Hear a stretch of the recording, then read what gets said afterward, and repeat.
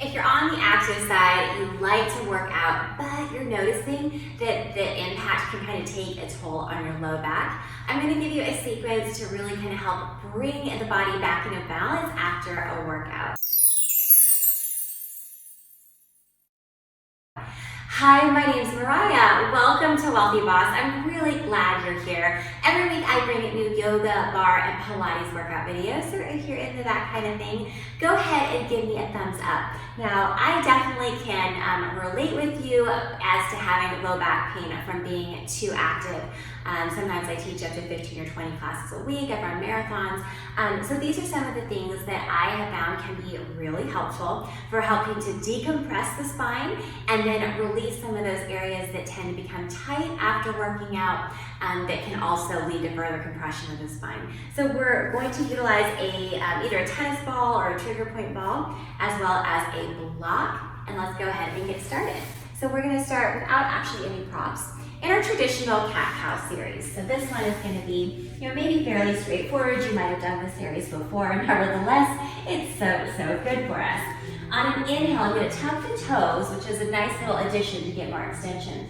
As I drop the spine, I tilt the pelvis forward, lifting on the inhale. I lift my gaze, my chest, spread the collarbones wide. Exhale, untuck the toes, draw the belly button up in towards the spine, taking the gaze between the thighs. Good, and each time you do this, again, inhaling as you arch and draw the shoulders back. Maybe each time you notice you can get a little bit more exaggerated with that curvature of the spine. Taking those nice deep breaths is going to help the back relax as well and have less of that gripping protective response. Beautiful. And then let's go ahead and return to neutral. So we're now parallel to the ground. This time taking the back shoulder towards the back hip, feeling a nice stretch on the outer edge of the hip and waist, and side to side. Now I'm going to be breezing it through these fairly quickly today because I'm assuming maybe you just finished a workout and you've already spent some time doing that. You just kind of want a quick fix. But I would encourage you, go as long as you need to with these. If you take your time with it, you're just going to get that much more benefit. Beautiful. And then we're going to rock forward into a kneeling position. If you prefer to add some extra cushion under the knees, a blanket or a towel can be a nice step. So I'll show you that now. So you can see I've added the blanket under my knees, and I'm going to take the front foot forward, and then you see how I'm at 90-degree angles now. I'm going to start to inch that toe forward. So I'm now at more than a 90-degree angle, and what that allows me to do then is to sink the hips, send them forward. We can take that block if we need a little assistance, if we're feeling pretty tight. We can place it just by that opposite hip. It may also feel better to have your forearm kind of resting as a little bit of a support so that your whole weight is not resting if that feels really tight. So I'm taking a couple of deep breaths here. There's a few variations of things that we can do here.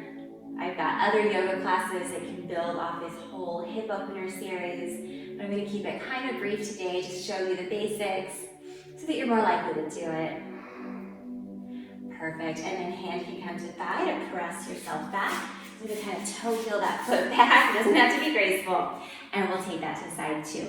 So why we want to stretch our hips and the fronts of our quads after a good workout is, of course, a lot of sports and workouts are really quad dominant.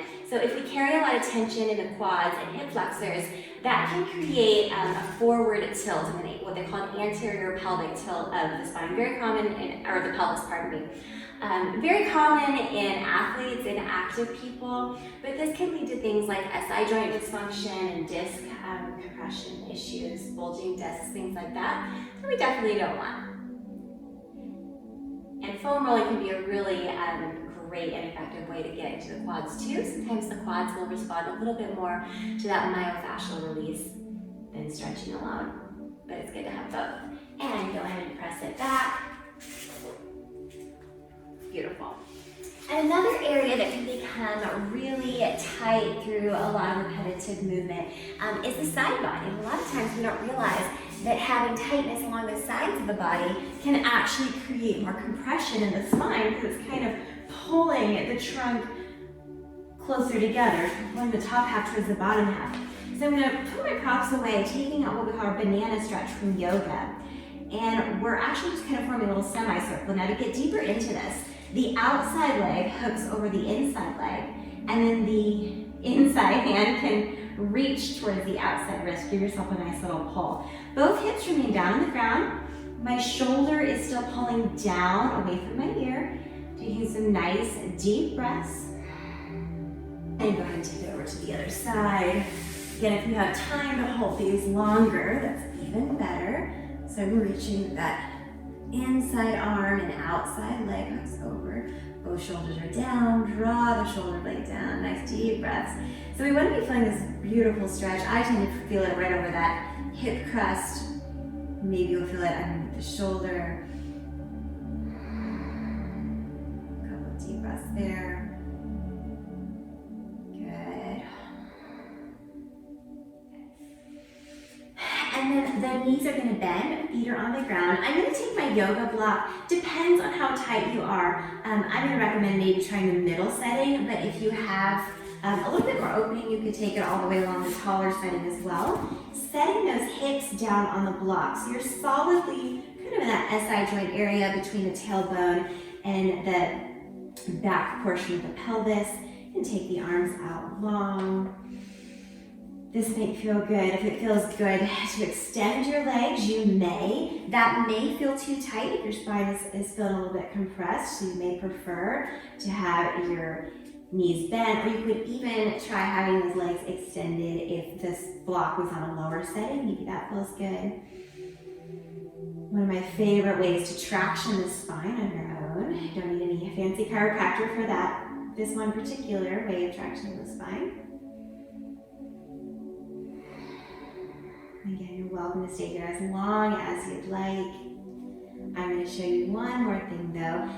Press the hips up, slide that block away. I'm coming to my tennis ball or my trigger ball next, and rather than work into the glutes, which can be a really nice thing to do, today I'm going to work into my QL area, so your big group of extensor muscles back here. So rather than it being on kind of the seat, I'm going right above the seat. I'm staying to the side of the spine. I never want to roll on the spine. And then I'm going to start by taking both hips up and over. So I kind of move around until I feel just a little bit of pressure into that area just north of the back of the pelvis. So I can kind of start here, maybe my hands come out for balance, and then maybe I start to experiment with lifting that bottom hip just slightly off the ground. You definitely should feel like a really deep massage here. And if you feel like you could go a little bit deeper without grimacing or wincing, then maybe both knees come off the ground. And again, I'm still staying to the side of the spine. And then maybe I start to work just side to side, just really small movements, not so big. Please, that you roll into the spine. Just having a little bit of relief and release in those muscles that work so hard and all your extension that you do. Beautiful. Try that on the other side. So we just roll up and down. So we start, maybe you can even see a little bit better from this side. So we start kind of both hips up, you kind of roll onto it, and then when you feel it, it's just kind of that nice little sore, dense, kind of tight area. You can start to just maybe ever so slightly pick that bottom hip up just slightly off the mat, kind of counterbalancing with the weight of that opposite knee kind of opening out to the side. And if that feels okay, maybe then you place both feet on the ground so the hips are all the way lifted. And then slight side to side. Nice deep breaths here, giving yourself a well-deserved massage, well-needed massage, not just deserved, but needed. Beautiful. You may want to play here longer, but if you need to get on with the rest of your day, go ahead and set those hips down. Draw your knees into your chest, send the tailbone away towards the long end, or try to the bar end of your mat. And gently roll up. So that's a sequence you can do anytime you've done an intense workout and you know that your back might be a little bit irritated with you after the fact. This should help make it feel a little bit more light and mobile and free. If low back pain is a persistent problem for you, I'd love to help you with that. I have a free resource for you that I think can help. It's my Back BLISS ebook, and it's 3 yoga and Pilates essentials for loving your low back. These can be especially helpful if you do lean towards the more active side, so it goes just beyond just the traditional advice of strengthening your core, because really low back pain encompasses a lot more than that, especially if you're on that more athletic side. So I will link to that in the description below. That's also the best way to stay up to date with new lower back classes, new resources, and new things that I find are helping me. I'm always happy to share them with you. If you like this, I always appreciate a thumbs up. Share it with someone you know, share it to Instagram. You can find me over at Wealthy Boss on Instagram as well. Thank you so much. We'd love to have you subscribe so we can stay in touch, and I'll see you next time.